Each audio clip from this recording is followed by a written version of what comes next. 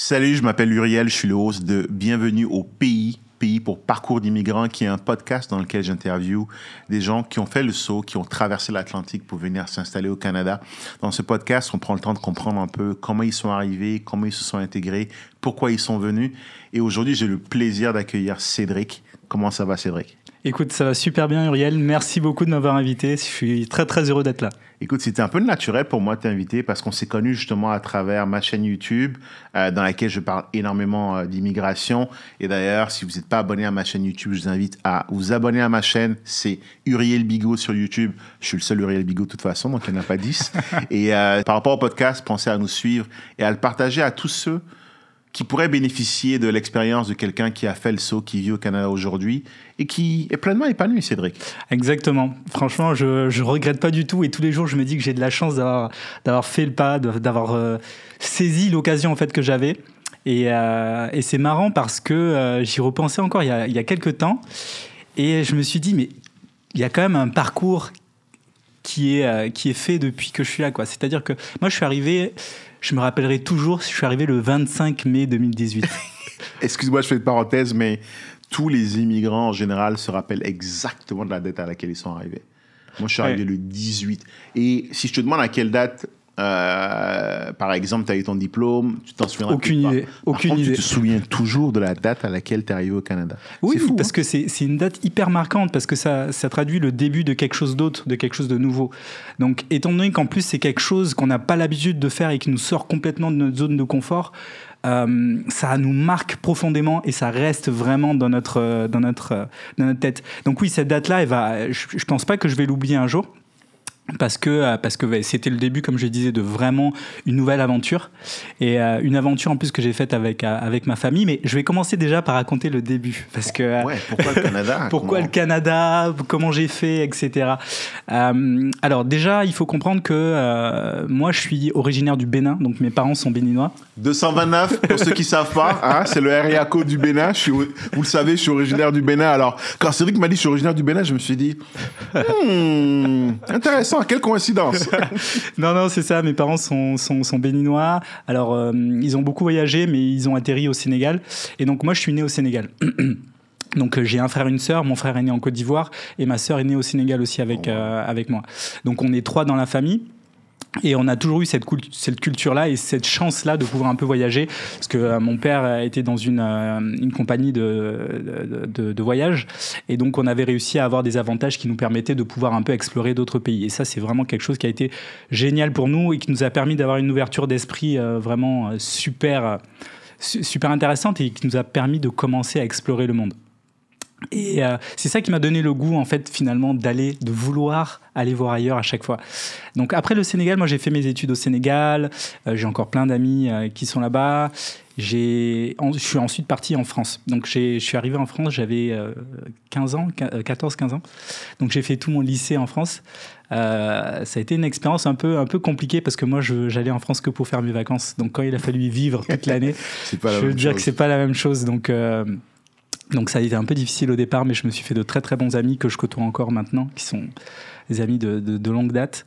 Et ensuite, après mes études, je suis allé donc j'étais en France, j'étais dans une petite ville, vraiment toute petite ville. Vraiment petite ville. J'insiste sur le petite ville parce que c'était pas un village. Tu étais où? Alors, ça s'appelle Parthenay. Il y a peut-être des gens qui connaîtront ou qui iront chercher sur Internet, mais c'est pas si petit que ça. C'est une ville de 10 000 habitants. Donc, j'exagère quand je dis petit village, mais ça reste quand même très petit et tout le monde se connaît. Donc, je suis arrivé dans cette petite ville-là, la famille super bien accueillie. Donc, c'était vraiment, vraiment génial. Donc, j'ai fait mon lycée là-bas et ensuite, je suis allé faire mes études supérieures dans une autre ville. Donc, j'ai fait Nantes et ensuite, j'ai fait Bordeaux. Donc, Bordeaux, ça a été ma dernière ville française. Donc, à Bordeaux, j'ai rencontré ma chérie. On a été 10 ans à Bordeaux. Ensuite, on a eu un petit garçon qui s'appelle Arthur, qui est né à Bordeaux. Donc le petit Bordelais, on l'appelle. Et ensuite, pendant la vie à Bordeaux, il s'est passé 2 trucs majeurs. Le premier truc, c'est que j'avais commencé un emploi dans une boîte bancaire, une grosse banque. qu'il faut aussi de l'assurance. Quelle couleur Est-ce que tu étais chez les rouges, tu étais chez les verts, tu étais chez les bleus? C'est les rouges et les bleus. Les rouges et les bleus. La grosse boîte qui regroupe les deux, en fait. C'est une grosse entité qui regroupe les deux. Donc ça a été une bonne expérience, mais je me suis vite rendu compte que je n'étais pas forcément à ma place. C'est pas ce que je voulais faire, en vrai. Les gens étaient sympas, il n'y avait pas de sujet là-dessus, mais c'était profondément pas ce que je voulais faire. Et je commençais à être assez triste, en fait, sur ma vie, comment elle se déroulait. Sur la routine, sur mon quotidien. Et c'était pas quelque chose que je me voyais faire pendant encore 20 ans, pendant 40 ans. C'était vraiment pas mon objectif de vie. Du coup, je suis parti de cette boîte-là. Donc, d'ailleurs, je les remercie parce qu'ils ont été vraiment compréhensifs. Je suis parti de cette boîte-là et j'ai monté ma boîte. Et là, ça a été le début d'un truc incroyable. Ça a été le début d'un truc incroyable parce que je commence... Déjà, faut savoir que moi, je suis un peu un serial entrepreneur. J'avais monté un truc quand j'étais au lycée. J'ai acheté des trucs en Chine, je les revendais sur eBay. T'étais le précurseur du dropshipping, quoi. Franchement, pour l'époque, c'était pas trop mal. Hein. Quand j'y repense, c'est un peu bizarre pour mon âge de faire ça. Mais c'était pas trop mal parce qu'en plus... j'avais pas internet moi chez moi, j'avais pas d'ordi, donc j'allais faire mes deals dans un centre en fait. T'allais dans un cybercafé pour faire tes deals. C'était pas un cybercafé, c'était un centre du numérique. C'était un truc un peu précurseur, donc c'était gratuit pour les jeunes et même pour les moins jeunes. Donc c'était drôle parce qu'ils me voyaient venir tous les jours dans ce truc-là. Ils comprenaient pas. Ils disaient je pensais que le mec il vient voir du porno dans un centre. Qu'est-ce qu'il fait là tous les jours ce gars? C'est un peu bizarre. Enfin bref, c'est comme ça que j'ai commencé. J'avais mon petit truc que je faisais ça avec 2-3 potes et on se faisait quand même pas mal de sous à l'époque en étant lycéen. Bref, ça a été vraiment les débuts de l'entrepreneuriat. Et puis donc après mon emploi là dans cette grosse boîte bancaire et assurance, j'ai remonté un truc parce que ça me manquait et puis je voulais aussi cette espèce de liberté que tu as quand t'es entrepreneur. Donc ça a été une aventure de fou. J'ai appris plein de trucs. J'ai appris plein de choses et à partir de là, je me suis dit wow, ok, en fait, entreprendre, ça te permet de réaliser des trucs complètement dingues. Ouais. Tu peux même pas imaginer en fait si tu te donnes les moyens ce que tu es capable de faire. Et à mon petit niveau, j'étais quand même content de ce que j'avais réussi à accomplir. Mais pareil, au bout d'un moment, le climat dans lequel on était, la France et tout, ça nous convenait plus trop. Et on a eu l'opportunité d'aller en vacances. Parce que ma compagne, sa sœur vit ici depuis une dizaine d'années. Okay. Donc, on lui a demandé, elle nous a dit oh, écoutez, ça ne dérange pas que vous veniez, que toi et Elise, vous veniez en vacances avec le petit.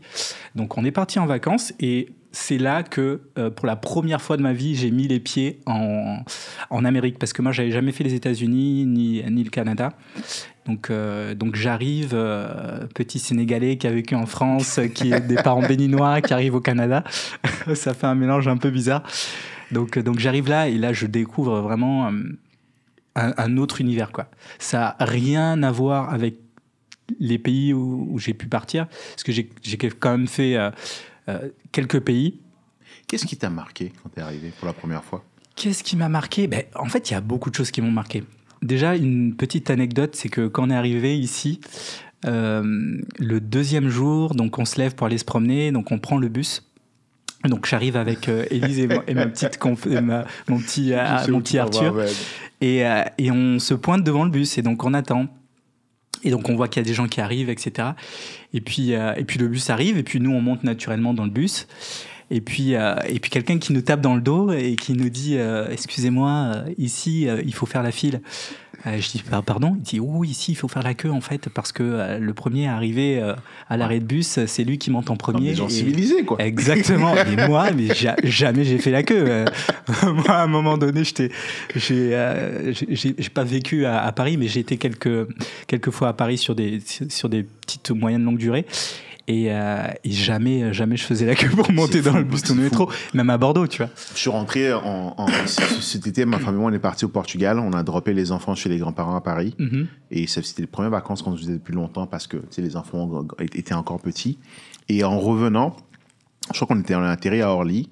Puis là, c'était le bordel. Il devait être genre 23h, c'était le dernier bus qui allait passer, tout le monde faisait la queue, tout le monde était entassé, puis il n'y a personne qui respectait rien du tout.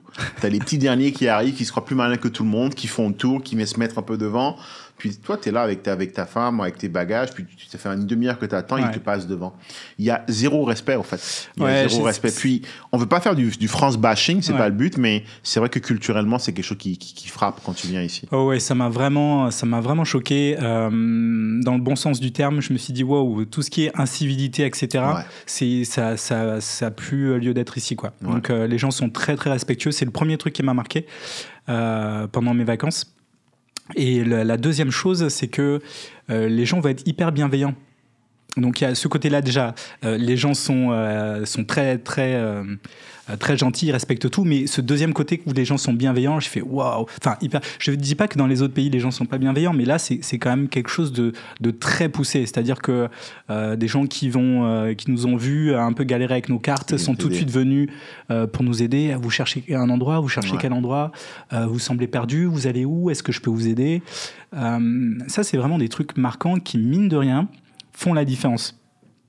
Parce que tu te sens en fait vraiment aidé, accompagné, épaulé, tu sens qu'il y a de la bienveillance partout, et ça te met dans un mood qui est hyper intéressant en fait, hyper intéressant, et toi-même tu vois que ton comportement change. C'est tellement bon ce que tu dis, et puis c'est important et ça j'encourage les gens à venir en vacances pour avoir un peu un feel de à quoi ça ressemble de vivre ici. On est venu en vacances, ma femme et moi, puis on se promenait dans les rues de Montréal, puis les gens voient que tu recherches, que tu es un peu perdu, ils viennent t'aider, ils viennent te poser des questions. Et comme tu dis, le fait que tout le monde est bienveillant, l'anecdote que j'aime bien donner, c'est que je me suis pété les doigts en région parisienne. J'étais à la Défense et je venais de sortir mon entraînement de foot US, j'avais tout mon matos avec moi, je jouais à Fontenay-sous-Bois, je prenais RER A, je revenais à la Défense et j'habitais à Place de la Boule à Nanterre. Donc je prenais le bus 106, pour te dire. Ça, je m'en souviens par exemple. Et j'arrivais à la Défense, puis là, le bus était en train de partir. Les gens se sont mis à courir devant moi. Et je me suis aussi mis à courir. Alors qu'en réalité, le prochain était dans 5 minutes après. Ouais. Mais il y a une sorte d'entraînement quand tu es dans une atmosphère où est-ce que tout le monde est pressé. Exactement. Tu deviens pressé. Exactement. Et quand tout le monde est zen et cool, comme c'est le cas à Montréal, tu deviens cool et zen. C'est exactement ça. C'est exactement ça. Tu te fonds dans le mood ambiant. Et c'est totalement normal. En fait, tu suis un espèce de mouvement qui se crée autour de toi. Et ça t'influence. On dit beaucoup, en fait, que tu es la moyenne des personnes qui t'entourent. Et ça, c'est vraiment vrai pour tout, en fait. Pour le pays dans lequel tu es, pour les gens, les amis avec qui t'es. C'est vraiment vrai pour tout. Et à plus forte raison, quand tu arrives dans un pays et que tu es entouré de gens comme ça, qui sont bienveillants, qui t'apportent des choses, qui essaient de t'aider, etc. Donc ça, c'est vraiment les premiers trucs qui m'ont marqué. Et ça commençait à trotter dans la tête. En vacances, tu as kiffé, bienveillance, gentillesse. Et là, tu t'es dit, c'était quoi l'après? J'y vais, je réfléchis, ou j'y vais pas? Alors, c'est pas le premier truc qui nous a dit ouais, on va se lancer avec Élise. Élise, elle était pas mal OK pour faire le move. Moi, j'étais encore un peu sur ma réserve parce que je connaissais pas le pays. On était là depuis 3-4 jours. Elle commençait à me dire ouais, ça te dirait qu'on change, qu'on vienne ici. J'étais là ouais, c'est pas mal, mais bon, faut voir. Non, ce qui a vraiment fait la différence après, c'est que on a quand même visité pas mal de pays. On est allé aux États-Unis, et il y a un autre truc qui nous a frappé, c'est vraiment le côté, ça va paraître un peu un peu gnangnan, mais c'est le côté les espaces verts, nature, c'est fou, mais franchement partout, tu peux habiter n'importe où à Montréal. Et je pense qu'après, ailleurs dans le pays, c'est un peu pareil. Tu peux habiter n'importe où, tu as un espace vert à 5 minutes de chez toi. Et c'est un big truc où tu peux faire du foot, tu peux faire du baseball, tu peux courir, tu peux vraiment prendre l'air, tu peux respirer, quoi. Et ça, c'est vraiment, vraiment un game changer. Parce que t'es pas dans une ville où tu as des buildings énormes partout, à tous les coins de rue, où les gens courent, les voitures klaxonnent. C'est en plus de ce côté bienveillant et que les gens viennent t'aider, etc., ça rajoute encore une couche supplémentaire qui est la qualité de vie. Et ça, la qualité de vie, c'est priceless. Franchement, c'est à partir de là, au bout de la première semaine, je me suis dit ok, c'est franchement, on va tenter. Et je me souviens dire qu'on est le résultat des décisions qu'on prend. Et une décision que tu vas prendre, je vais donner un exemple. J'ai une vidéo actuellement sur YouTube qui a fait 250 000 vues en 2 semaines. Wow. Et c'est une vidéo où est-ce que je m'étais dit quand je suis allé en vacances cet été en me disant tous les jours je vais faire 3 vidéos. Et ce jour-là, je me suis levé, je m'étais dit, j'étais à Levallois-Perret, il faisait chaud. Pendant la vague de canicule qu'on a eu pendant l'été, fin juillet, début août, je me suis dit, ça me tente pas ça me tente pas d'aller faire une vidéo. Puis il y a ces petites voix qui m'a dit, Uriel, on s'était dit qu'on allait être super discipliné pendant ces vacances, on va kiffer les vacances, mais on doit aussi travailler, on doit aussi produire du contenu parce que j'essaie de créer une communauté, notamment qui va sans doute regarder ce podcast ou qui va regarder la vidéo sur YouTube. Ouais. Petit call to action, pensez à vous abonner. Et je me suis dit, parce qu'il y a ces gens-là qui m'écrivent, parce qu'il y a ces gens-là qui me suivent, il y a quand même beaucoup de gens qui m'écrivent sur YouTube, puis le plus drôle, c'est que c'est comme ça que toi et moi on s'est connus. Exactement. Je me suis dit, je leur dois de faire ça. Et je me suis dit, je vais y aller. Et je suis sorti de chez moi, je suis allé dans un petit parc à Levallois-Perret, j'ai commencé à faire la vidéo, il y avait des petits jeunes qui passaient, qui se foutaient de ma gueule, mais genre, Et je me suis dit, tu sais quoi, let's do it, on va le faire quand même. Et parce que j'ai pris la décision à ce moment-là de faire cette vidéo, que j'ai eu 250 000 vues. Ouais. C'est énorme. Pour moi, en tout cas, mon start en tant que YouTuber, c'est énorme. Et l'histoire de cette anecdote, c'est de dire que les décisions qu'on prend à un instant T ont un impact sur nos vies. Et c'est exactement ça. Tu es arrivé dans un pays, tu as vu quelque chose, tu t'es dit, je prends la décision d'y aller parce que je veux cette qualité de vie. Ouais, exactement. C'est vrai que moi, je suis pour le truc de dire qu'on est vraiment acteur de sa vie. C'est vrai que moi, je trouve un peu dommage les gens qui disent « Ah, je peux pas… » Je comprends tout à fait les gens qui ont des difficultés, vraiment, parce que j'en ai eu aussi. Franchement, tout le monde en a à des degrés et des niveaux différents. Ça, il n'y a pas de sujet là-dessus. Mais moi, je suis pour les gens qui essayent de trouver des solutions et qui ne sont pas tout le temps dans la complainte ouais, mais moi, j'ai pas eu cette chance, moi, j'ai pas eu ce truc, moi, j'ai pas eu… On a tous en fait des choses qu'on peut apporter, des choses qu'on peut faire, mais on est surtout, au-delà de ça, on est tous maîtres de ces actions et maîtres des décisions qu'on veut prendre. À partir du moment où on prend des décisions, où on veut prendre des décisions, on peut mettre en place des choses qui vont nous permettre d'aller vers la décision. Je dis pas que ça va être facile, je dis pas que ça va être simple, mais je dis que ça va être possible. Et à partir de là, si les gens se rendent compte qu'en fait c'est possible et qu'ils essayent au moins sans avoir besoin, enfin sans baisser les bras dès le départ en se disant non mais eux ils l'ont fait parce qu'ils ont eu de la chance, eux ils l'ont fait parce qu'ils ont eu telle famille, eux ils l'ont fait pas. Si on enlève tout ça et qu'ils essayent malgré tout, il y a de fortes chances que ça fonctionne. Et si ça ne fonctionne pas, au pire ils apprendront quelque chose. Moi j'aime bien la citation qui dit soit je gagne, soit j'apprends. Ouais. C'est ça. On perd jamais. À partir du moment où on a compris ça, franchement, on peut aller très très loin dans tout ce qu'on fait. Et c'est ce que tu as fait, tu t'es dit c'est bon, j'y vais. Comment s'est passé le processus de demande? Comment s'est passée toute la partie administrative de l'immigration?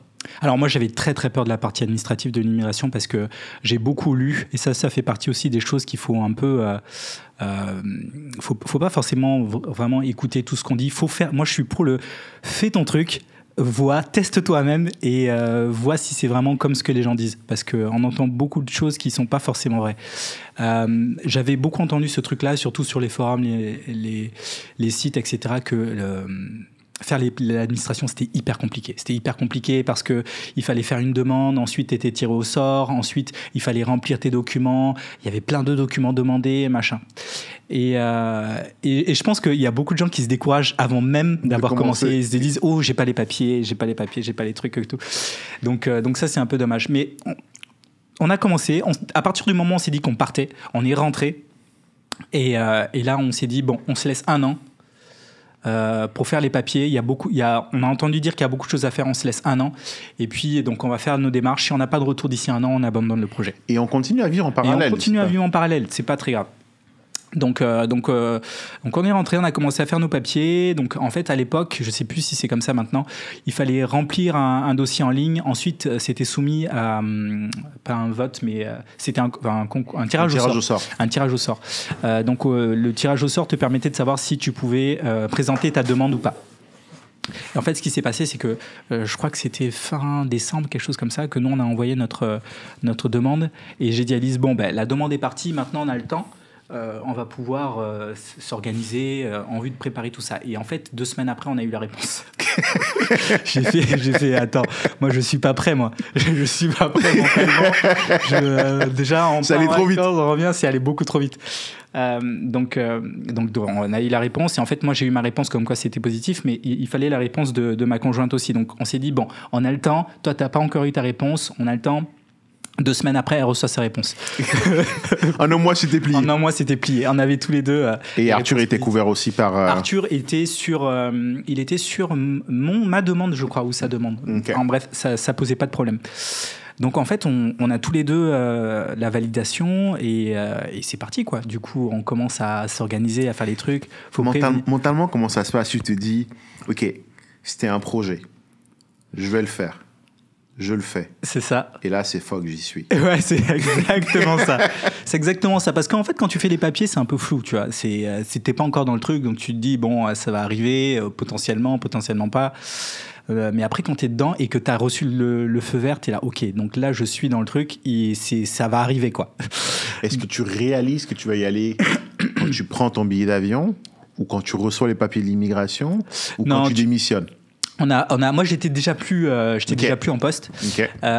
Mais on réalise pas. Nous, on réalise qu'au moment où on a pris les billets et on fait nos bagages. Parce qu'il s'est passé 6 mois.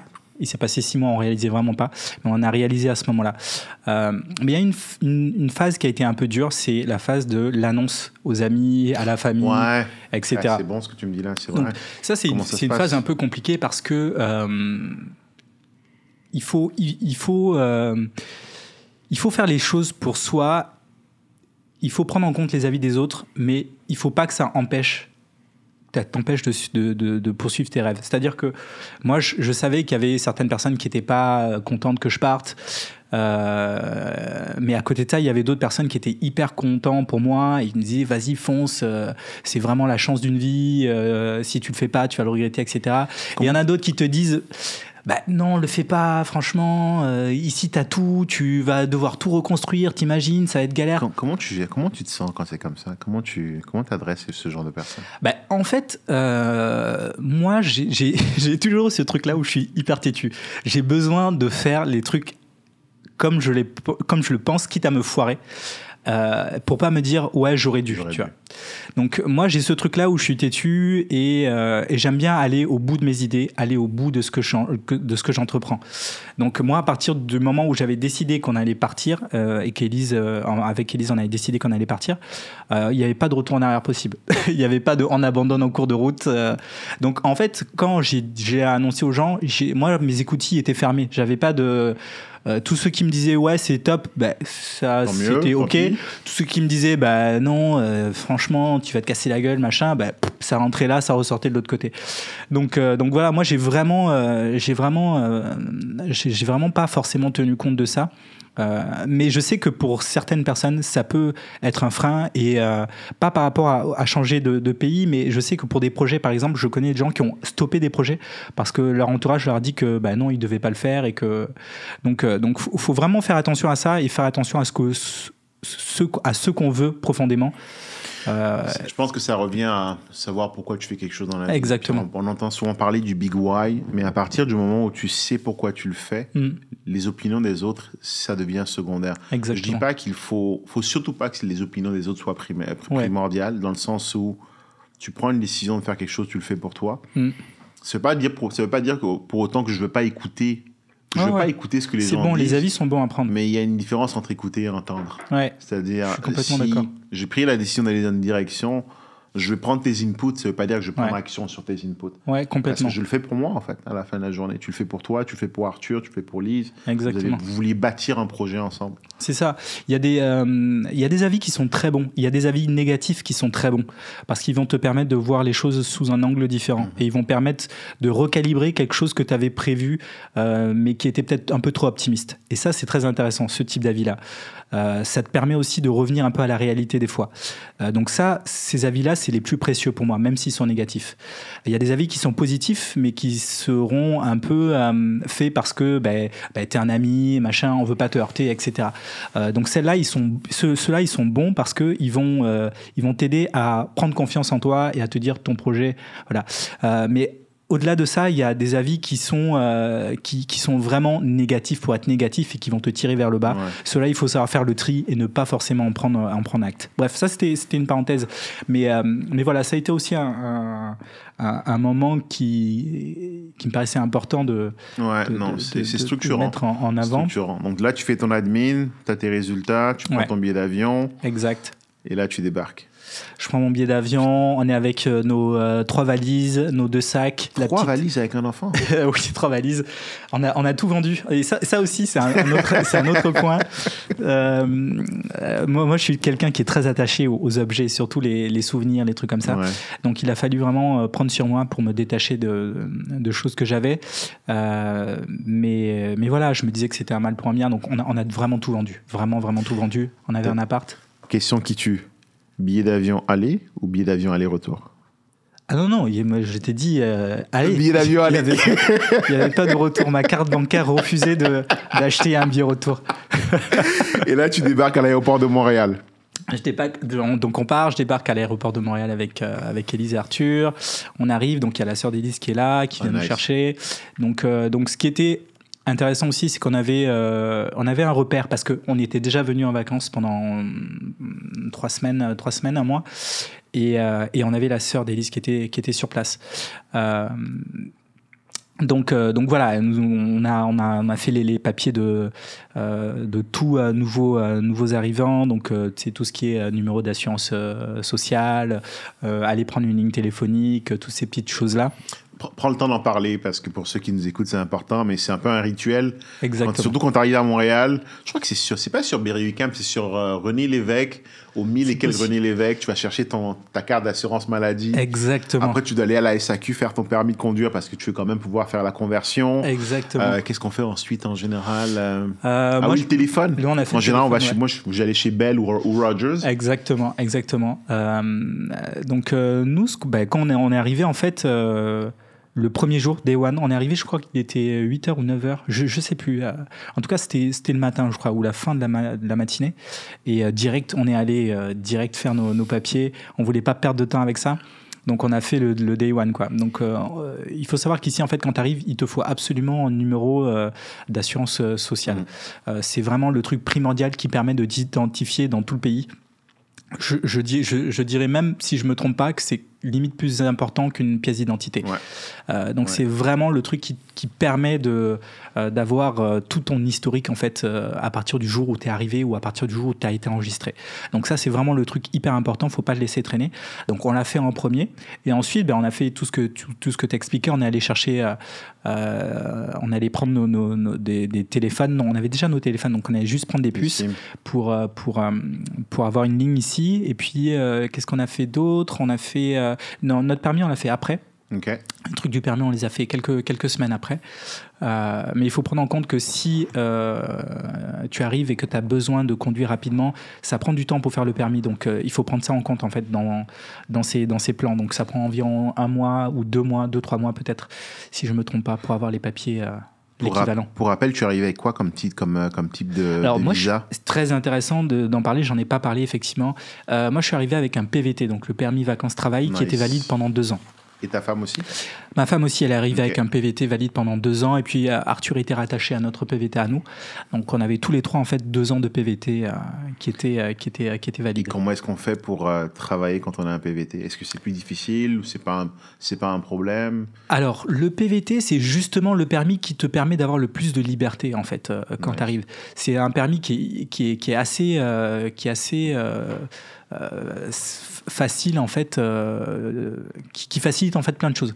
Donc si tu veux venir et faire un road trip pendant 6 mois et après travailler pendant 6 mois, le PVT te permet de le faire en fait. Il t'oblige pas à travailler. Vacances-travail. C'est Permis, ça. vacances-travail. Comme c'est indiqué sur le truc, c'est ça, c'est vacances-travail. Donc tu peux vraiment faire ce que tu veux. Si tu ne veux pas travailler du tout, tu peux ne pas travailler du tout. Si tu as assez d'argent pour rester X mois dans le pays sans travailler, c'est fine, il n'y a pas de souci. Par contre, il faudra le justifier auprès de l'immigration.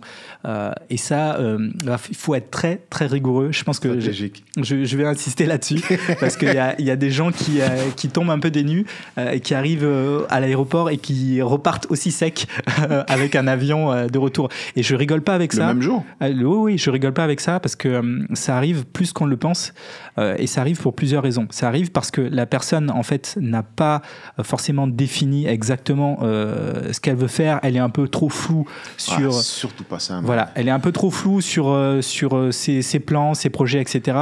La personne aussi, potentiellement, n'a pas assez de liquidité pour justifier qu'elle va rester ici pendant 1 an, par exemple, ou 2 ans. Donc voilà, à partir du moment où vous avez décidé de venir, il faut avoir un plan. Faut pas arriver en mode oui, je vais arriver sur place, je vais trouver du boulot et tout va bien aller.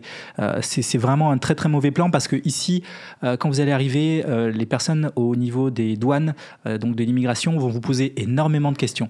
Vous pouvez passer entre les mailles du filet, mais il faut savoir que potentiellement on peut vous poser énormément de questions. Vous pouvez rester 1, 2 heures, 3 heures au service de l'immigration et répondre aux questions des douaniers ou des gens qui sont à ce service-là. Et il faut savoir répondre à toutes les questions.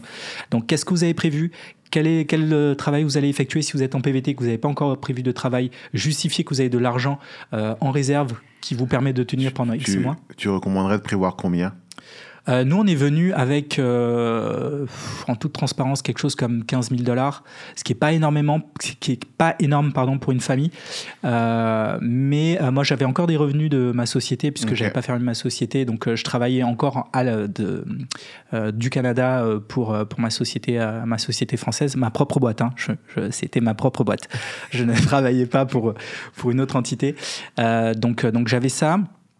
Et puis c'est ça. Donc nous, ça nous permettait en fait de vraiment pallier au truc du départ, sachant qu'on avait déjà des pistes en fait pour des emplois. Donc ça nous permettait. Comment ça se passe là ? Tu t'arrives, tu as des revenus, tu vois quand même tes économies qui baissent tous les mois. Ah oui, complètement. Tu restais chez ta belle-sœur, donc tu n'avais pas de loyer à payer, c'était quand même un bon début. Oui, tu restes chez elle ou est-ce que vous déménagez ? On n'est pas resté très très longtemps chez elle, on est resté quelque chose comme 1 mois, je pense. Et ça se passe comment la recherche d'un logement quand tu arrives ici ? Ça n'a rien à voir avec la France, il faut le préciser. Alors ça n'a rien à voir avec la France. Alors nous, on a eu beaucoup de chance, c'est qu'on n'a pas forcément cherché beaucoup. C'est-à-dire que ma belle-sœur, elle habitait dans un petit immeuble de 2 étages et dans cet immeuble-là, il y a quelqu'un qui partait en fait. Et donc il se trouve que nous on s'est vite positionné et on a habité en face de chez la sœur. Limite Arturo il sort de là, il va en face, il va voir. Non mais on habitait en face, la porte en face. C'est-à-dire qu'elle ouvrait sa porte, la porte en face c'était donc on s'échangeait le lait, on s'échangeait le sel. Exactement. Quand il nous manquait des trucs. Donc c'est ça, mais c'est pareil, tout est une question d'opportunité. Tu vois, elle nous a dit que il y avait des fois du mouvement, donc on a attendu, on a posé des questions, on a demandé, etc. Donc on a eu cette opportunité. J'en parlais juste avant avec Axel que j'ai eu dans un autre épisode. Et ce qu'il me disait, c'est qu'il avait mis un point qui était important en disant ton meilleur outil dans ce pays pour réussir, c'est ta capacité à aller vers les autres. Ah mais complètement. En te disant que finalement les autres ils ont pas de tête, ils ont pas 3 pieds. Il faut avoir l'humilité d'aller vers les autres et l'humilité de dire je ne sais pas et de poser la question, est-ce qu'il y a un logement qui est disponible, est-ce qu'il y a un travail qui est disponible, aller faire du réseautage, aller rencontrer des gens. Moi je pense que l'élément clé pour s'en sortir, mais tu le sais parce que toute ta vie tu as voyagé d'un pays à un autre, ta capacité à t'intégrer dans un pays repose sur ta capacité à communiquer avec des gens que tu ne connais pas. Exactement. La question que j'aime souvent poser à quelqu'un qui me dit, oui, par exemple, j'ai pas de revenus, j'ai pas de côté, mon entreprise ne marche pas, ou bien au travail, j'arrive pas à progresser, c'est à combien de nouvelles personnes tu as parlé aujourd'hui. C'est vraiment ta capacité à élargir ton réseau. C'est le mot-clé, à mon sens, en Amérique du Nord, c'est le réseau. Ah non, mais c'est hyper sous-estimé ici. Parce que c'est pas comme ça en Europe, c'est pas comme ça en France. En France, c'est très hiérarchique. C'est pas tant qui tu connais, mais ce que tu as fait comme études, ou est-ce que tu as étudié, tu viens de quelle école, t'es de quelle promotion. Mais ici, c'est genre... Et je trouve qu'il y a un côté péjoratif à ça dans d'autres pays, en France et même en Afrique, en fait. On te dit, oui, c'est parce que tu connais telle personne que tu as réussi telle chose. Alors que ici, et même en Amérique en général, c'est tu connais telle personne et tu vas lui demander si elle a des possibilité de t'aider ou de t'ouvrir une porte pour faire des choses, et c'est absolument pas mal vu, au contraire en fait. Ici les gens s'aident de leur réseau pour trouver un emploi, pour trouver des opportunités, trouver un logement, vraiment pour tout. Donc faut pas sous-estimer cette puissance là. Moi, quand j'ai des amis qui viennent pour s'installer ou qui me demandent des infos pour s'installer, le premier truc que je leur dis, c'est va sur LinkedIn. Tu parles à toutes les personnes à qui tu peux parler.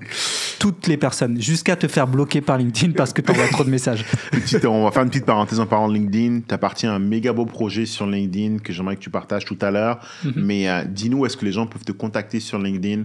À quelle adresse? Ah oui, te suivre sur LinkedIn? C'est assez simple. Je m'appelle Cédric, donc faut taper juste sur LinkedIn Cédric, et mon nom de famille c'est Dosu Yovo. Donc D-O-2-S-O-U, plus loin Y-O-V-O. Avec l'accent béninois, c'est Dosu Yovo. C'est ça, exactement. Mais c'est parce que j'aime beaucoup ce que tu fais. On va en parler tout à l'heure de ton aventure entrepreneuriale. Tu as la fibre en toi et ça se ressent dans tout ce que tu fais. Donc on va le partager tout à l'heure. Mais du coup, oui, tu arrives. Grâce à ta belle-sœur, tu es au courant d'une opportunité, tu trouves un logement. On trouve et le ensuite, logement. on va parler du boulot. Comment ça se passe professionnellement? Alors, on trouve le logement en face, donc on s'installe, etc. De son côté, Élise, elle a toujours été dans le secteur de la santé, elle commence à chercher dans le secteur de la santé. Elle a de la chance parce que ça recrute beaucoup au moment où on est arrivé. Donc elle postule, machin, elle commence un truc. Et puis ensuite, elle a rapidement été prise au CHUM. Le CHUM ici, c'est le gros hôpital en fait de Montréal, donc le centre hospitalier universitaire de Montréal. Donc elle travaille là-bas, donc tout se passe très bien. Et moi, de mon côté, les débuts, c'est un peu plus difficile. Alors, je dis c'est un peu plus difficile, mais ça a duré que 2 mois. En sachant que la moyenne pour trouver un emploi pour un immigrant, c'est 6 mois. Donc, t'es vraiment... Non, un peu plus que ça. Non, je dis des bêtises, pardon. Parce que on est arrivé en mai. J'ai pas forcément cherché au début parce qu'on voulait profiter un peu. Donc, j'ai trouvé mon emploi en août. Et je vais faire une petite parenthèse là-dessus. Moi, quand je suis arrivé en novembre, j'ai eu la même approche que toi, qui était de me dire, une fois que j'ai trouvé un travail, vu que c'est un nouveau pays, vu que c'est un nouvel environnement, ça va sans doute être challengeant. Donc, je me donnais à 200%. Ouais. Et par conséquent, je me suis dit, je vais profiter de chaque jour que j'ai en étant au chômage, on va dire, pour profiter de la ville, profiter de mon expérience. Je me suis donné un délai pour le faire. Je me suis donné 2 mois. Je suis arrivé en novembre.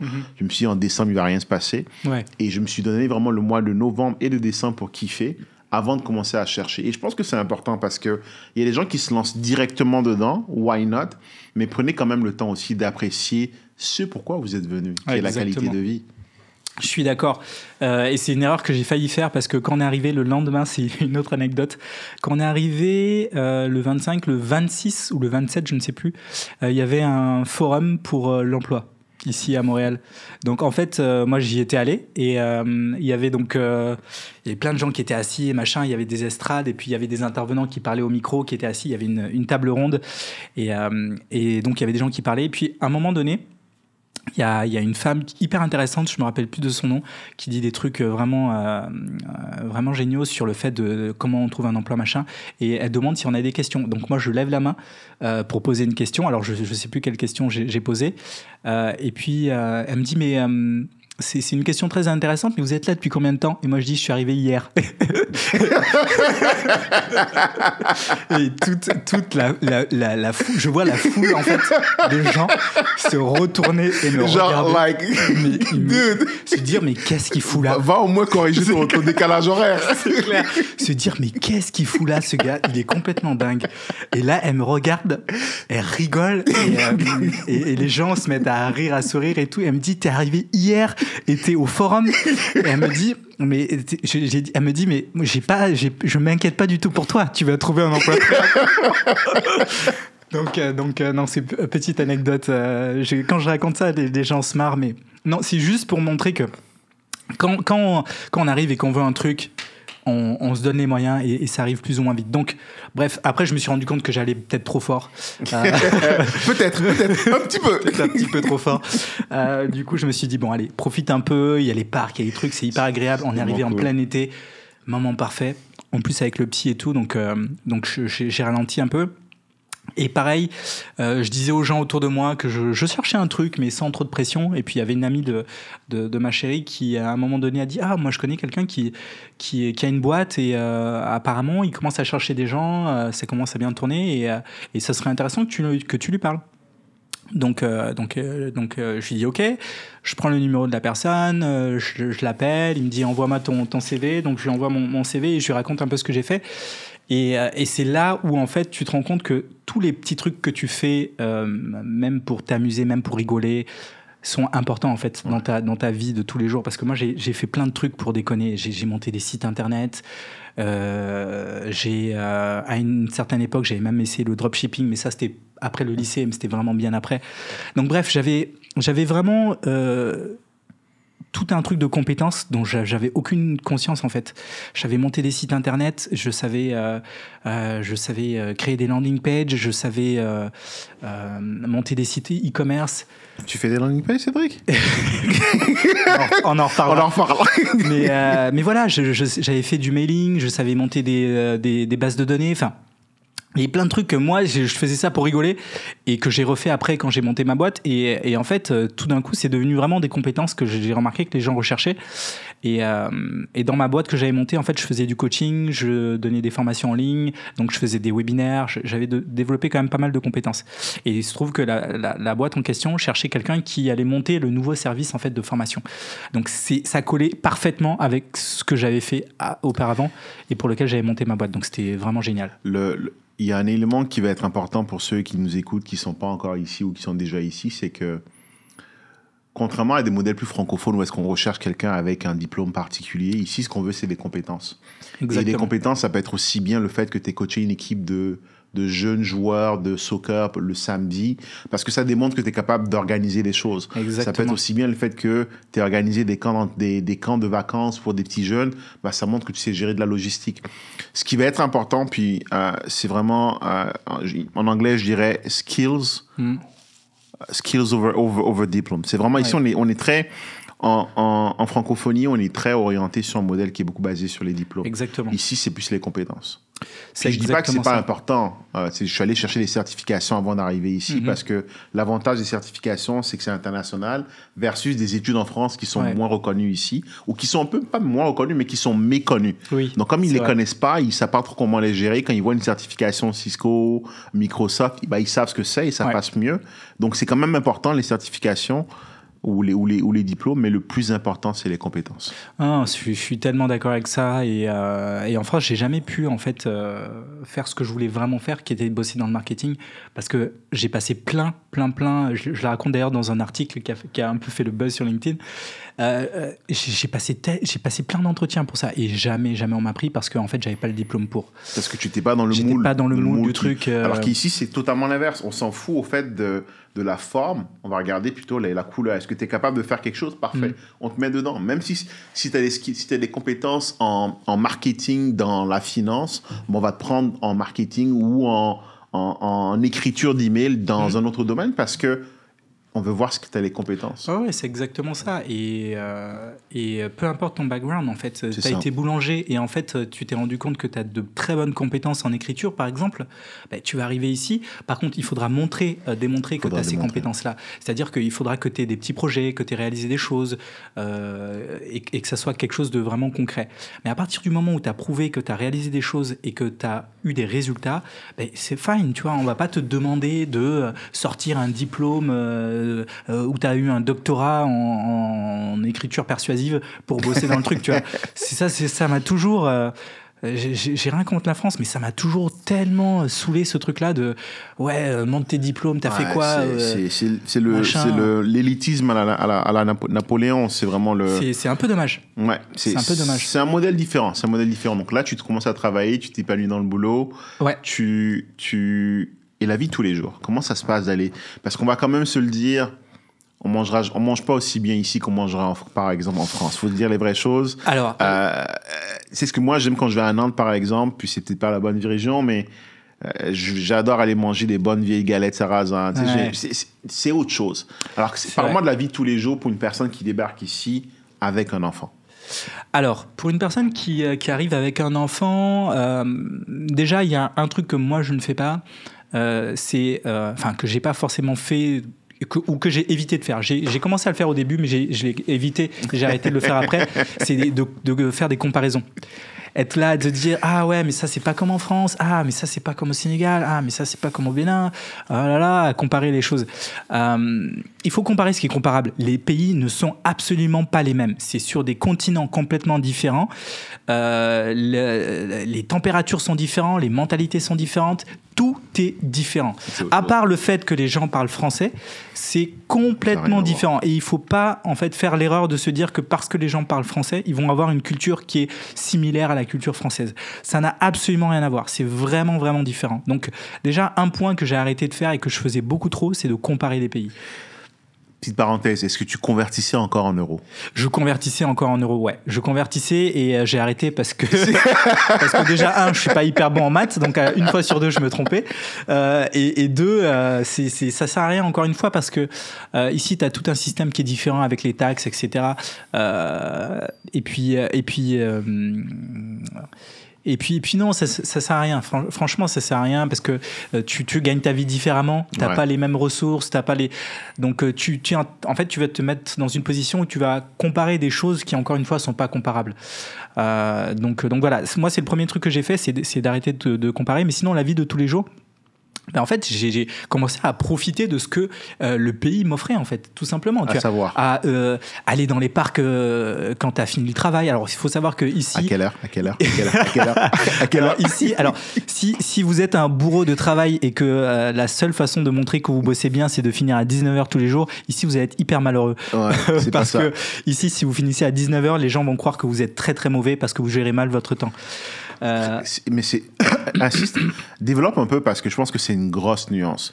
Moi, quand je partais du boulot à 4h ou à 5h l'après-midi à la Défense, mes collègues me demandaient si j'avais pris ma demi-journée.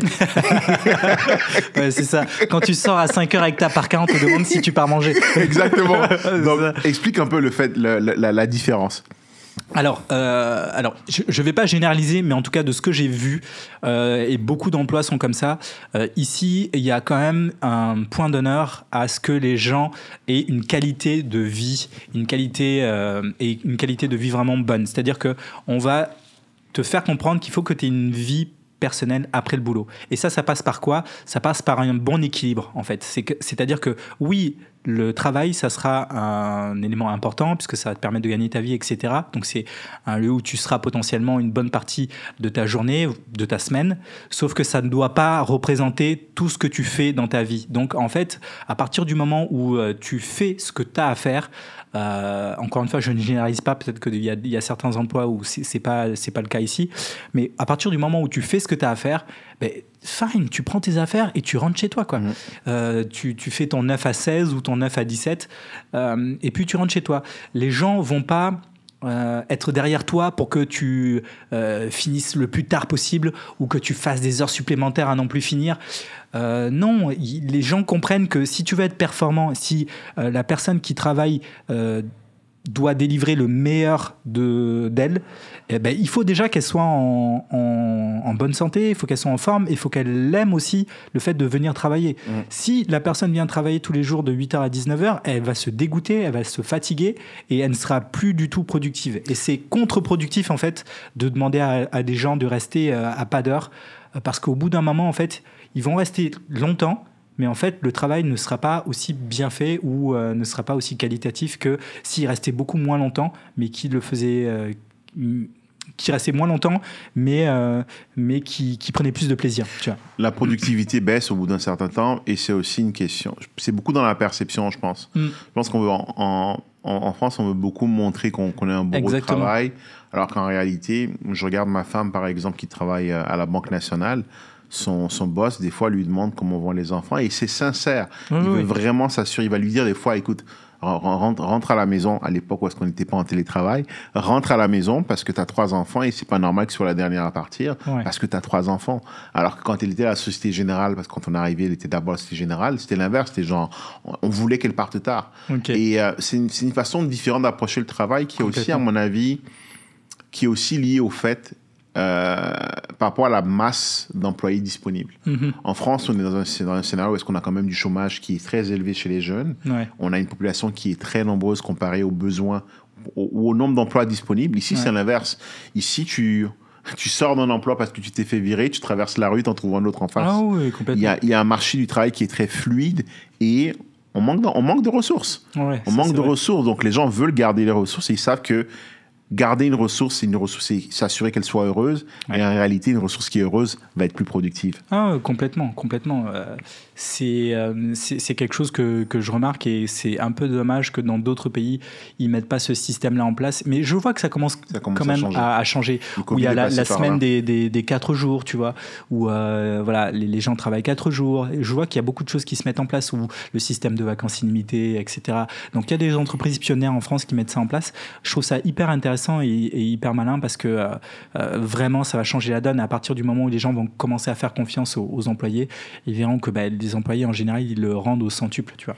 Et on a remarqué au début du Covid, la productivité a augmenté. Oui. Parce que la pause café la pause café devient une pause lessive. Donc, parce que tu as fait la lessive, tu as moins de choses à faire le soir, tu n'es plus disponible. Les 1 heure que tu mettais pour aller travailler, ce qui est énorme ici au passage. Oui, c'est vrai. Quand tu es en région parisienne, 1 heure, c'est un luxe.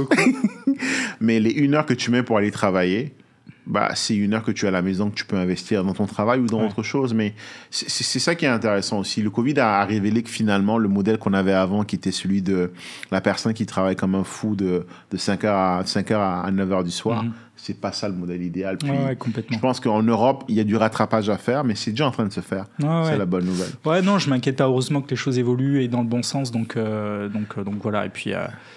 Donc, tu arrives ici, tu commences à travailler. Je commence à travailler. Ton fils, comment ça se passe avec lui?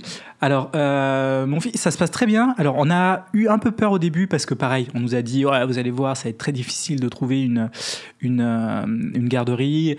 Donc voilà, on appréhendait un peu, mais on en a trouvé une assez rapidement, finalement. Et une chose aussi que je reviens, on a faite et que beaucoup de gens ne font pas.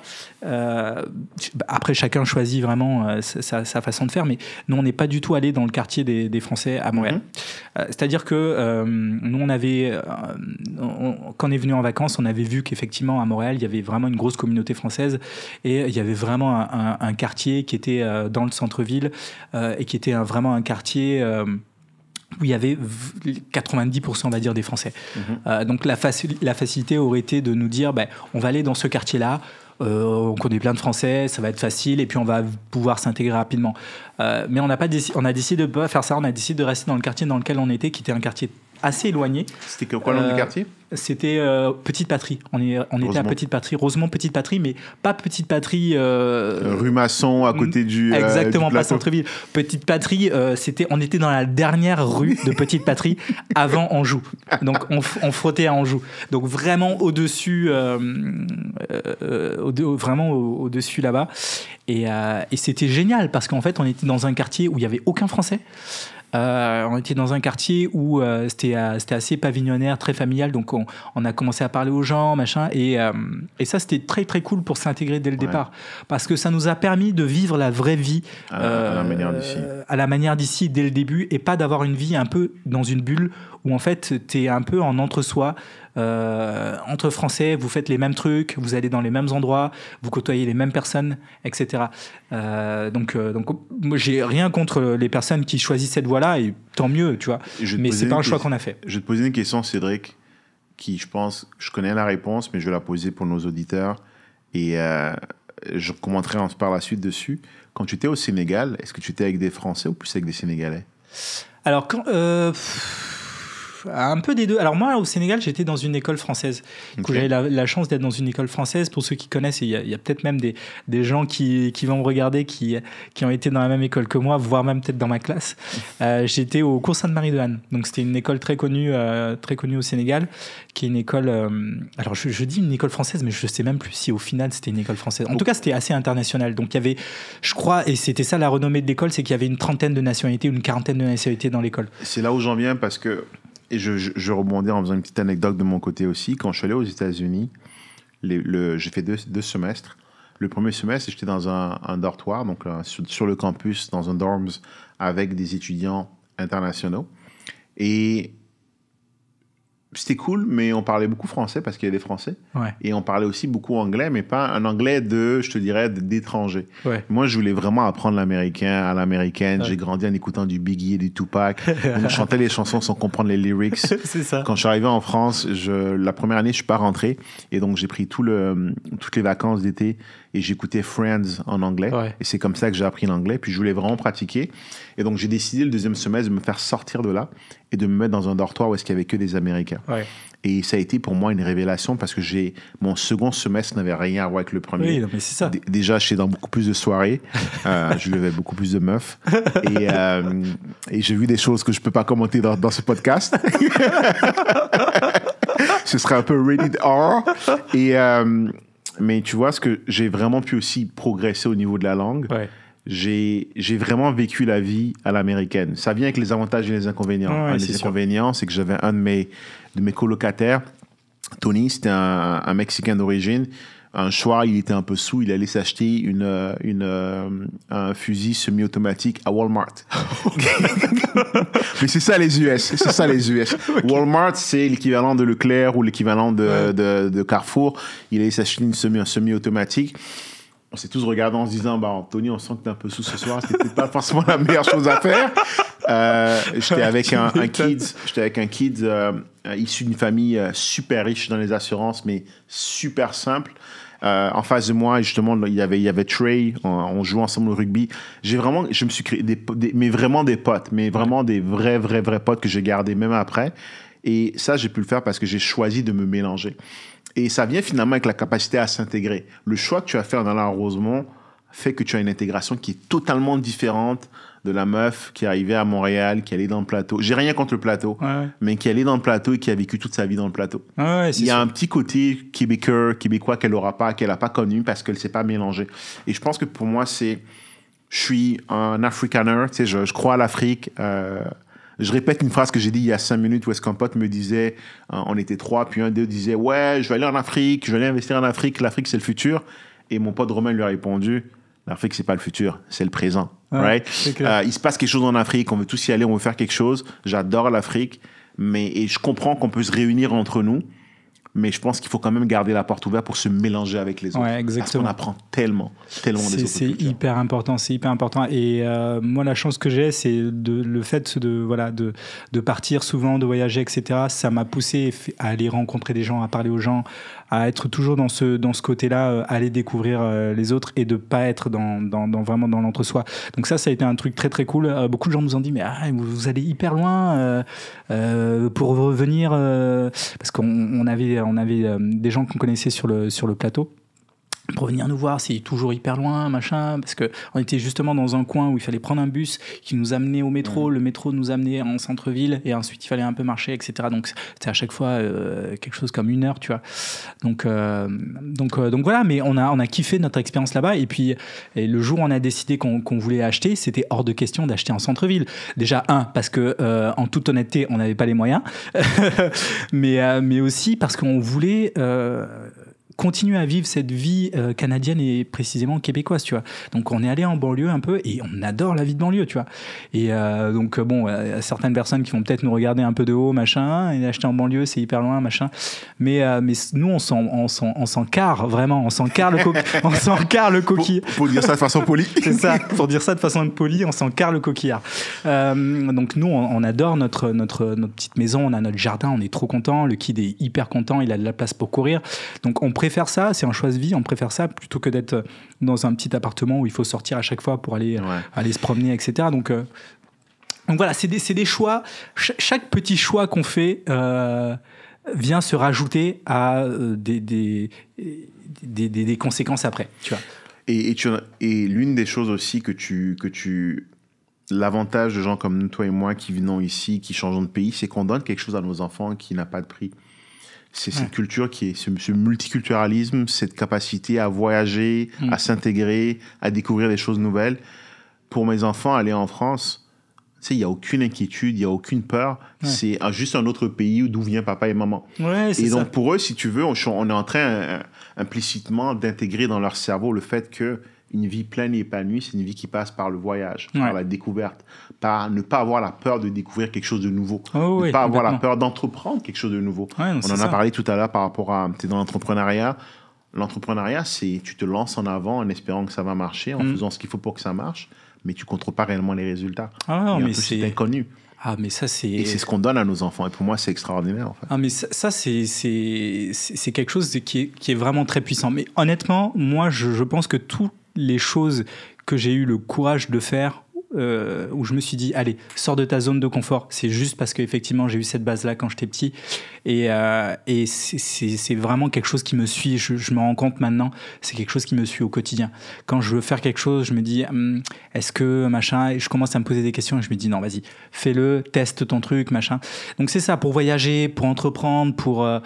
quoi qu'on puisse faire, il faut voilà, sortir de cette zone. Mais ouais, ce que tu dis, c'est complètement ça. Il faut voyager. Je vais abonder dans ce sens. Actuellement, j'ai recommencé à courir. Je ne suis pas bâti pour la course. Je suis plus bâti pour moi, je n'ai pas le corps on va dire, d'un Éthiopien. On va dire ça comme ça. Et je fais beaucoup de sport quand j'étais plus jeune. Mais pour moi, quand je fais du sport, il faut que je cours après quelque chose ou après quelqu'un. Ouais. C'est-à-dire après une balle ou après quelqu'un pour le taper dessus, au football américain, par exemple.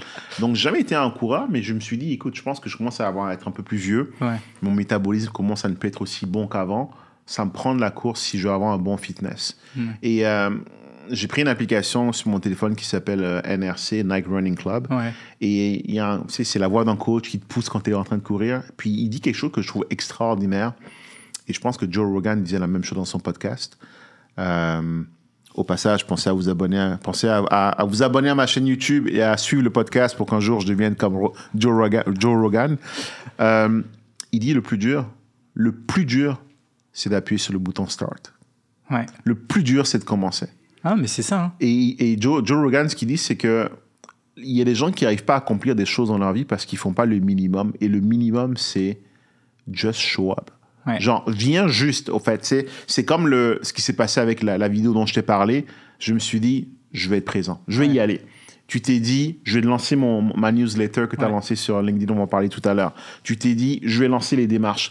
C'est la première action. Et oui, on parle beaucoup du parcours de gens qui pour moi m'inspirent et tu en fais partie parce que tu prends le risque ou tu prends la décision de commencer.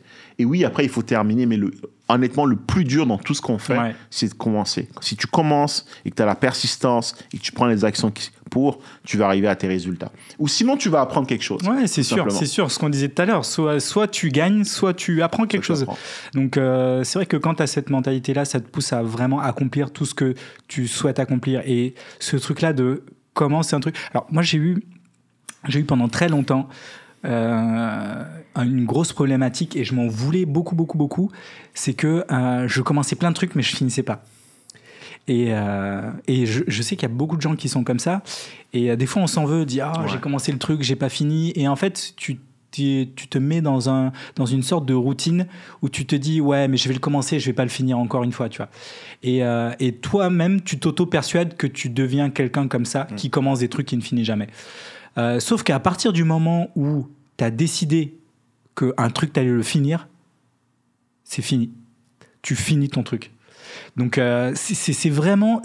je sais pas comment l'expliquer, mais à partir du moment où tu te dis dans ta tête, non, mais ça, c'était l'autre moi je commence le truc, je vais le finir, c'est terminé. Parlons de ton LinkedIn. Ah oui, mais j'allais même pas parler de ça. Parle-nous-en. Je vais parler de LinkedIn. Alors... Moi, il faut savoir que j'ai quelque chose, je suis anormalement trop curieux. Je suis anormalement trop curieux. Et effectivement, alors, je suis trop curieux. Je m'intéresse vraiment à des choses qui m'appellent. Tu vois, il y a des trucs, tu vas m'en parler, je vais pas être curieux, tu vois, ça va passer et puis je vais jamais m'intéresser. Mais les trucs qui commencent à m'intéresser ou qui m'appellent ou qui me parlent, je suis hyper curieux. Donc je peux vraiment aller hyper loin dans la curiosité juste parce que il y a un sujet qui me passionne du moment, tu vois. Donc en fait, c'est comme ça que j'ai appris à faire des sites internet, c'est comme ça que j'ai appris à faire des landing pages, c'est comme ça que j'ai appris j'ai même lancé un podcast une fois, donc j'ai appris à faire des podcasts. Je me suis lancé dans la photo aussi, donc de façon très amateur, mais j'ai appris plein de choses pour les matos. Tu vois, quand on est arrivé, je me suis dit, ça c'est des plaques Magic, ça c'est des machins. Il y a plein de choses qui m'intéressent et donc je pousse le truc à vraiment son maximum. Donc là, un des derniers trucs, une de mes dernières lubies, j'appelle ça des lubies maintenant, une de mes dernières lubies, c'est que je voulais développer mes compétences en écriture. Donc parce que à un moment donné, je me suis posé et la pandémie a fait un truc génial, c'est que tu réfléchis, tout le monde s'est mis à réfléchir sur c'est quoi son big why, son pourquoi, qu'est-ce que je fais de ma vie, machin, bref. Donc à un moment, je me suis posé et je me suis dit mais en fait c'est vrai que t'as plein de petites compétences sur lesquelles t'es pas un expert, sur lesquelles t'es bon, t'es dans la moyenne, mais qu'est-ce que tu pourrais faire où t'es vraiment tu l'exerces tellement que tu deviens vraiment fort là-dessus. Et moi, il y a un truc que j'aimais faire quand j'étais plus jeune, c'est écrire. Donc j'avais des petits calepins où j'écrivais des trucs. Un jour, j'étais allé en voyage avec mon lycée, on était parti en Pologne. Et le voyage, j'ai tout écrit dans un bouquin. Et donc ça a fait un truc de 40-50 pages. Et j'ai tout griffonné, je l'ai relu après, c'était pété, c'était éclaté. Mais c'était drôle, tu vois. C'était drôle. Quand je relis le truc maintenant, j'ai honte, tu vois. Mais pour l'époque, c'était marrant de le faire. Et puis après, j'avais lancé mon site aussi. J'avais lancé un site où j'écrivais des articles. J'avais écrit une centaine d'articles. C'est après que j'ai vu en fait que j'ai écrit une centaine d'articles. Je me rendais pas compte en fait. Donc c'est énorme. Une centaine d'articles, c'est de 1500 mots à peu près. Ça fait 3 romans de 300 pages à peu près. C'est énorme. Donc c'est après en fait que je me rends compte des trucs. Donc des fois on fait des trucs par passion et on s'en rend pas compte. Et bref, je reviens sur le truc de ça. Donc je me suis rendu compte que j'adorais écrire en fait. J'adorais écrire, mais c'est pas une compétence sur laquelle je suis un dingue. Tu vois, je suis pas un génie de l'écriture. Bref, je suis très moyen sur l'écriture. Donc je me suis dit, écoute, j'aime le truc, je commence à avoir des petites compétences dessus, j'ai écrit beaucoup d'articles, etc. Je vais pousser le truc à son paroxysme. Je vais vraiment me défoncer et je vais faire en sorte que quand tu tapes mon nom et que tu cherches à savoir ce que je fais, le premier truc qui vient, c'est Cédric Copywriting, tu vois. Ça change pas que je continue à faire ce que je fais d'habitude, tu sais, je suis toujours dans mon emploi, j'adore ce que je fais, c'est pas le sujet, mais je veux avoir quelque chose dans lequel les gens me reconnaissent et disent waouh, ce mec-là, il pèse. Bon. Il pèse là-dedans. Donc en fait, c'est parti de là. Donc j'ai lancé une newsletter et j'ai commencé à écrire sur LinkedIn tous les jours. Donc j'écris un post tous les jours et il y a pas longtemps, ça fait 30 jours que j'ai commencé à faire ça. Et ça m'oblige en fait à développer des compétences en écriture que je n'avais pas, donc à écrire de façon structurée, à aller droit au but, à développer des idées, à simplifier des textes, etc. Donc voilà, ça m'apporte beaucoup parce qu'en espace de 30 jours, clairement c'est le jour et la nuit sur les résultats. Je crois que là, maintenant, c'est encore évolué, mais il n'y a pas si longtemps, j'avais dépassé les 50 000 vues sur les publications que j'avais faites. C'est énorme. Maintenant, je me rapproche des 100 000. C'est énorme. Je me rapproche des 100 000. Sans ad, sans publicité. Que en organique. C'est ça, que en organique. Et j'ai 300 ou 400 personnes qui sont arrivées, qui commencent à me suivre. J'ai un peu moins de 500 personnes qui viennent voir mon profil toutes les semaines. Donc c'est quelque chose qui progresse vraiment bien. Là, je continue à développer cette compétence-là. Là, je veux devenir une machine dessus. Et tant que je suis pas une machine ou que je me dis, ok, là, tu commences à avoir vraiment un skill solide, ben, je vais continuer à bosser dessus.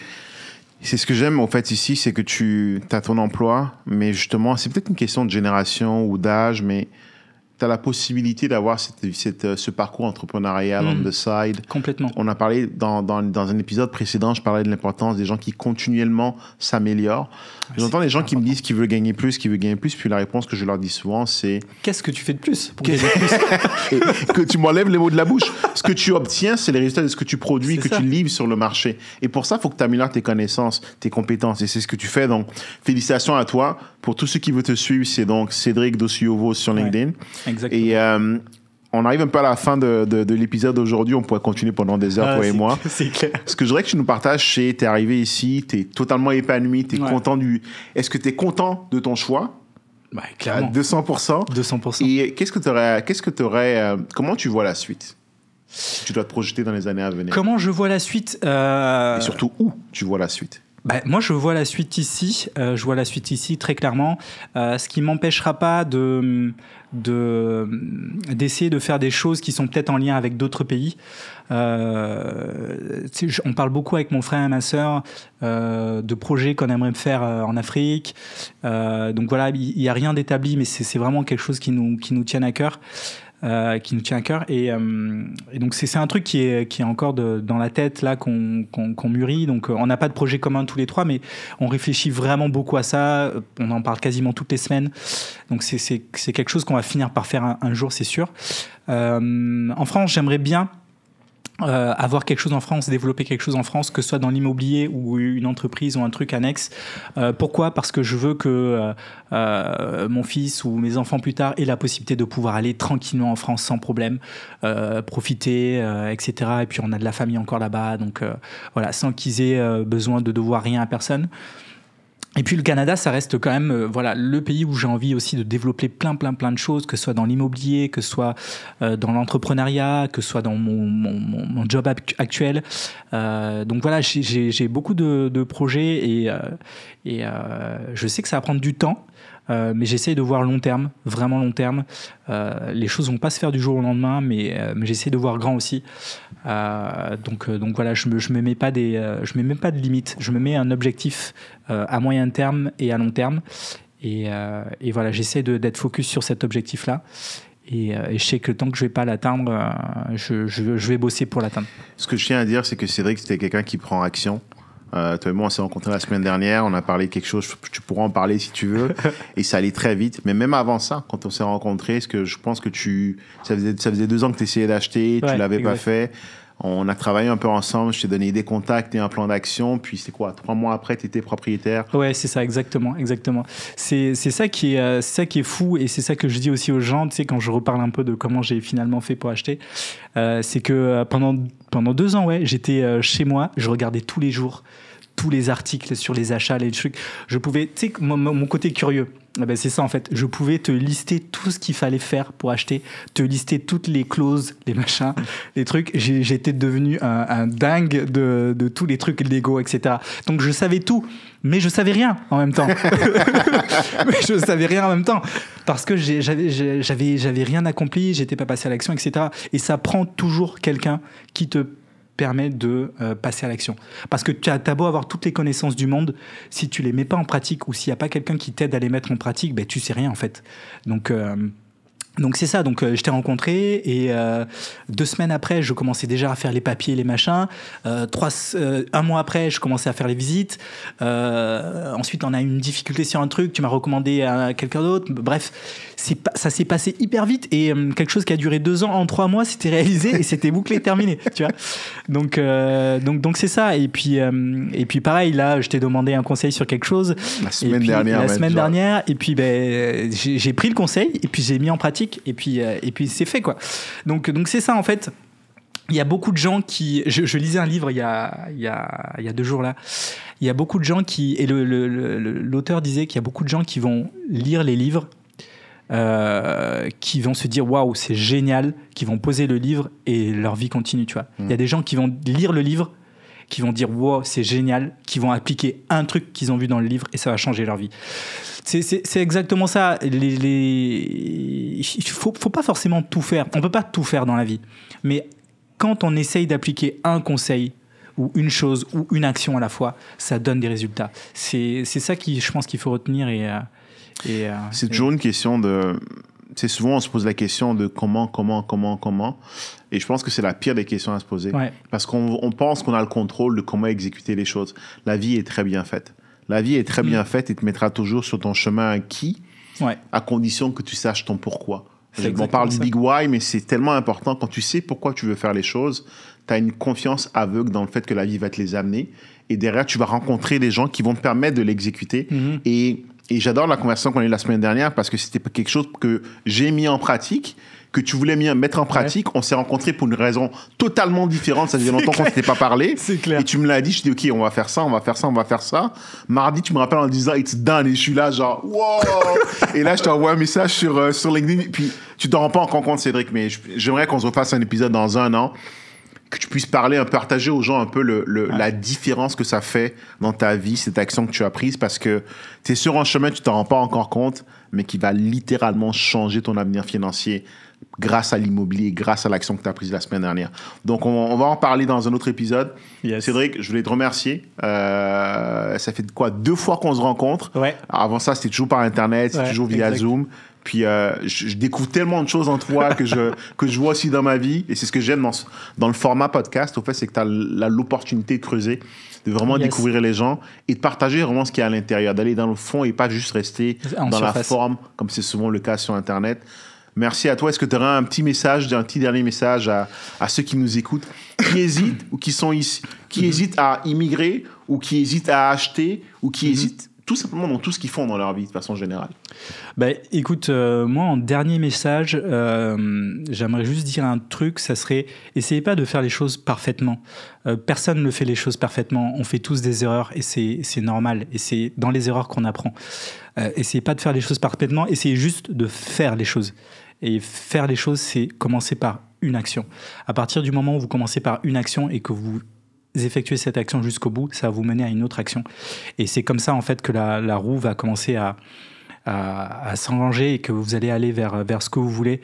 Et puis, un autre truc, si je peux me permettre, je suis pas du genre à donner des conseils et je suis très à chaque fois dans le recul quand je donne des petits conseils aux gens parce que je me sens jamais légitime. Mais c'est pour changer les choses extérieures, il faut d'abord changer les choses intérieures. Donc, quand vous trouvez qu'en extérieur, tout va mal et que les gens sont contre vous, etc., souvent, c'est un signe qu'il faut d'abord changer les choses intérieures. Donc c'est ça. Ça sera vraiment mon dernier mot. Et puis, merci beaucoup, en tout cas. À chaque fois que je te vois, il y a un truc qui se passe et je change du tout au tout dans ma vie. On va se voir toutes les semaines, je pense. On va se programmer ça toutes les semaines. Franchement, c'est assez hallucinant. Mais ouais, merci beaucoup. Et franchement, j'ai vraiment pris plaisir à partager. Je suis vraiment beaucoup dans le partage et n'hésitez pas, hein, si vous avez des questions, que vous voulez me retrouver sur LinkedIn, peu importe, moi je réponds à tout le monde, je fais vraiment pas de... Voilà, je n'hésiterai pas à vous répondre, donc n'hésitez pas par rapport à ça à me contacter. Je retiens ce que tu dis. En gros, c'est une action qui mène à un résultat. Idéalement, les actions sur soi-même. Pour avoir des résultats extérieurs, il faut travailler sur soi à l'intérieur. Exactement. Une action que je vais te demander, si tu me suis sur YouTube, pense à t'abonner à ma chaîne. Pense à activer les notifications pour être informé dès que je ressors du contenu. Et pense à partager cette vidéo à toute personne que tu penses pourrait profiter des conseils qui ont été partagés par Cédric, de l'expérience que tu as partagée. C'est pas juste par rapport à... On parlait initialement d'immigration, de ta vie au Canada, mais on est beaucoup entré dans du mindset, qui est un peu ce que toi et moi on vit. Que dès que tu rentres dans la vie d'entrepreneur, le mindset est en permanence présent. Hyper important. Le développement personnel aussi. Donc, si c'est des choses qui peuvent aider quelqu'un que tu connais, pense à lui partager la vidéo, pense à activer les notifications et suis-moi sur les réseaux. Merci, à une prochaine pour notre épisode. Cédric, un gros merci. Ah, c'est bon, man, c'est bon.